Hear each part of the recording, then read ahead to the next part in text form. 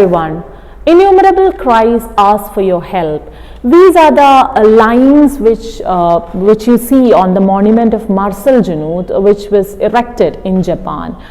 This line does commemorate the fewer amongst the few, like Marcel Junod, who had of course listened to those innumerable voices, innumerable cries, and had taken up relief operations for the victims of the first atomic bombings in Hiroshima and Nagasaki. Marcel Junod is a name which reverberates in the history of the International Committee of Red Cross, that is ICRC. He was a Swiss doctor, and we can say that he was one amongst the most dedicated and accomplished field delegates in the history of ICRC. He had gone to different countries all across the world in times of crisis, and was of course at the forefront as an ICRC delegate in Ethiopia during the Second Italo-Abyssinian War in 1935-36. where the Italian forces were intervening against the Emperor Haile Selassie. Though Italy said that they did not need any sort of humanitarian help from the ICRC, these ICRC delegates were very much welcomed by the Ethiopians who lacked everything. Though the Geneva Protocol banned the use of poison gas, Junod witnessed the use of liquid mustard gas by the Italian forces to decimate the Ethiopian forces. The recent Booker shortlist, Maza Mangiste had written a novel. It is there in the Booker shortlist, The Shadow King, which of course details on this Italo-Abyssinian war. If you're quite interested to read it, you just can go and have a try. We'll talk about Junod, coming back to Junod. Marcel Junod later on became a part as the delegate of the ICRC during the Spanish Civil War. He was there at the forefront, and that was a kind of a new challenge for him, in the sense that unlike international conflicts, there was no recognized law to protect the victims of internal wars. See, you have civilians under siege who are quite deprived of life's basic necessities, who are taken hostages, who are very much separated from their families.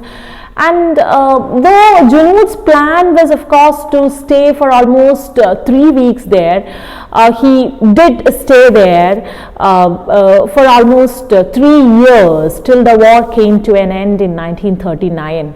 There in this Spanish Civil War, he was quite instrumental in bringing about a lot of changes regarding agreements, regarding the prisoners of war, etc. Though he had to overcome lots and lots of legal issues to get it done. So with ample negotiations, he could visit the captives, and he also made provisions to visit the captives and to help the captives keep in touch with their family through Red Cross messages. He also was able to release almost 5,000 prisoners before the fall of Barcelona, which was of course a historical feather in his cap. Marcel Junod was again in charge, or he was given charge when the Second World War broke. He went throughout Europe visiting prisoners of war held by both the Allied and the Axis powers. After all these, Junod took a sort of a break and he got married, and when the couple was expecting their first child, he was again sent to Japan on another mission. The main concern of this mission was for the Allied soldiers who was imprisoned by Japan.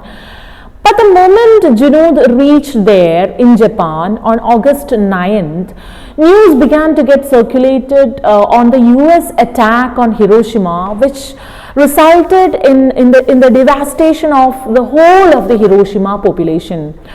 Junod got photographic evidence and telegraph descriptions of the appalling conditions of the people in Hiroshima, Within no time, he contacted the American command and asked for emergency medical supplies, and he organized a relief mission. He organized an assistance mission in Hiroshima, thus becoming the first foreign doctor to reach the site.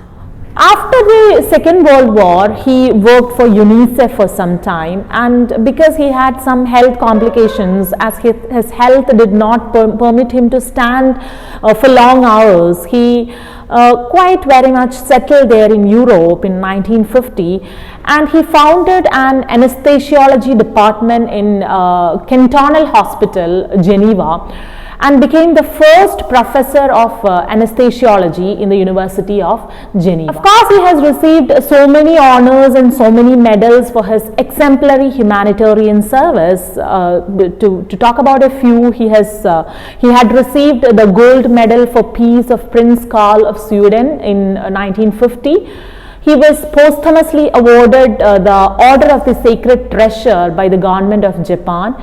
On September 8, 1979, a monument to Junod was inaugurated in the Hiroshima Peace Park. On September 13, 2005, 60 years after he left Hiroshima, a similar monument was inaugurated in Geneva as well. On this particular monument in Hiroshima, these words which I began with, the words that is, those who call for help are many, it is you they are calling. Those who call for help are many, it is you they are calling, is engraved. Warrior Without Weapons, that is the name of his book, and that which we would be talking about, from which the extract that you have got to study is being taken.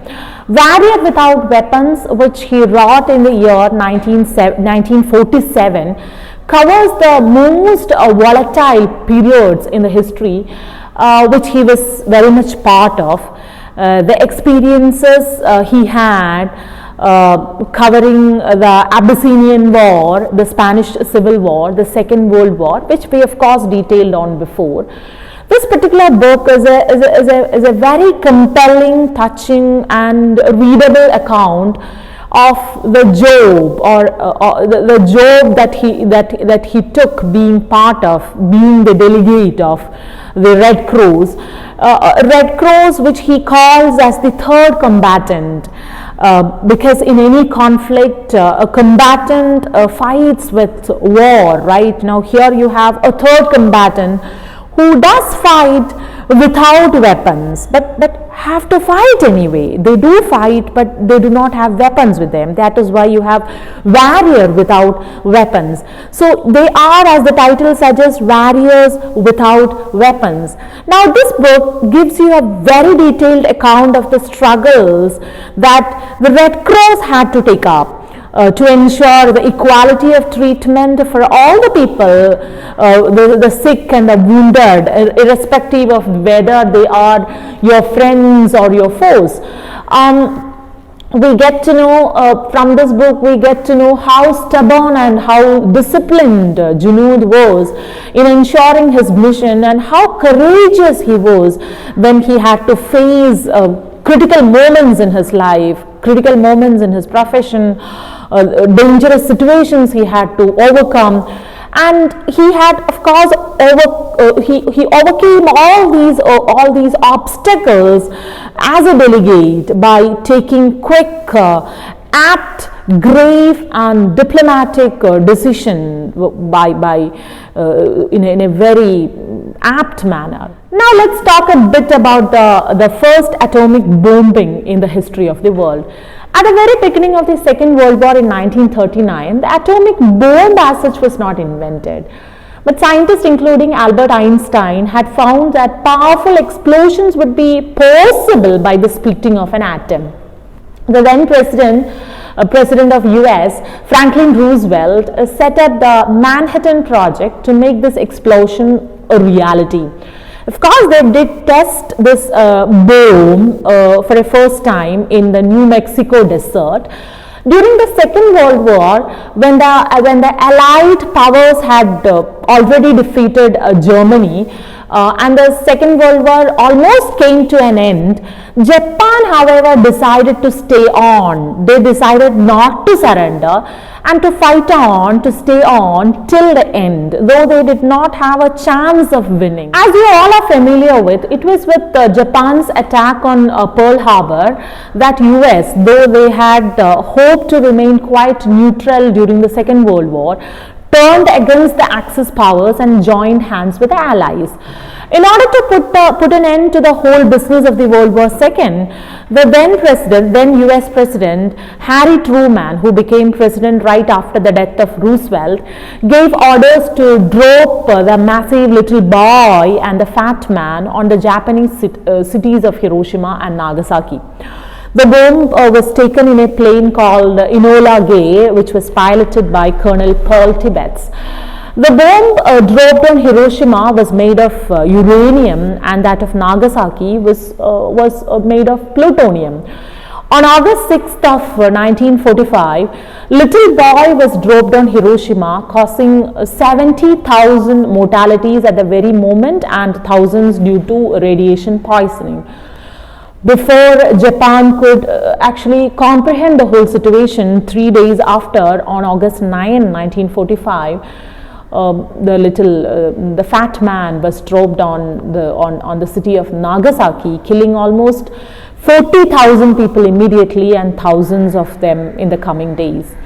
On August 15, 1945, the Japanese Emperor Hirohito announced an unconditional surrender, thus ending the World War II. Marcel Junod, as an ICRC delegate during the Second World War, had gone to Japan before the dropping of this bomb. He was sent to Japan on another mission, and the mission was to ensure that the prisoners of war would be treated according to international conventions. But maybe destiny had something else up its sleeves for him. It was after 2 months that he reached in Japan, in Tokyo, on August 9, 1945. He was, of course, quite astounded to hear the news.